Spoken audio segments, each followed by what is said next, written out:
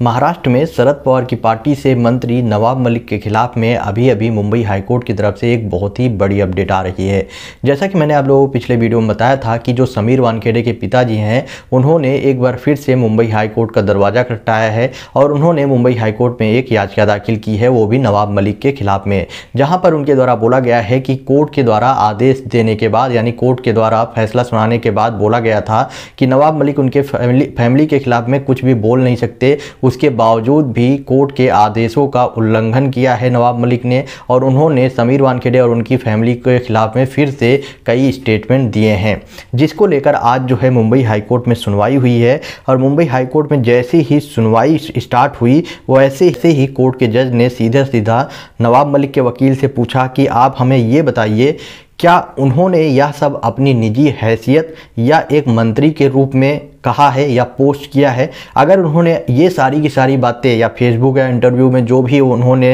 निजी तौर पे पोस्ट किया है, अगर उन्होंने एक मंत्री के रुतबे से ये सारी की सारी बात कही है तो उनको जो है हम आज ही कटघरे में बुलाएंगे। सीधे बोला गया है, कोर्ट के जज के द्वारा बोला गया है कि नवाब मलिक को हम जो है आज ही कटघरे में यानी कोर्ट में बुलाएंगे। इसके बाद कोर्ट के द्वारा किए गए इस सवाल का जवाब देने के लिए जो नवाब मलिक के वकील थे उन्होंने बोला कि मुझे कुछ टाइम चाहिए और उन्होंने कुछ टाइम बाद, थोड़ी देर बाद कोर्ट को फिर से बताया कि जो नवाब मलिक हैं उन्होंने एक मंत्री की हैसियत से नहीं बोला कुछ भी, ना ही उन्होंने अपना एक व्यक्तिगत रूप से कुछ भी समीर वानखेड़े या उनके फैमिली के खिलाफ में बोला है, बल्कि उन्होंने जो भी स्टेटमेंट दिया है वो एनसीपी का प्रवक्ता होने के नाते बोला है। एनसीपी जो शरद पवार की पार्टी है उसके ये प्रवक्ता हैं, उसकी हैसियत से इन्होंने जो भी बोला है वो बोला है। और साथ में आपको बता दूं कि इनके द्वारा जैसे ये बात बोली गई, कोर्ट ने फाइनली इनके खिलाफ में एक नोटिस जारी कर दिया है। कोर्ट के द्वारा सीधा बोला गया है कि नवाब मलिक इस पूरे के पूरे केस में एक हलफनामा दाखिल करें और बताएं कि आखिर उनके खिलाफ हाई कोर्ट के पहले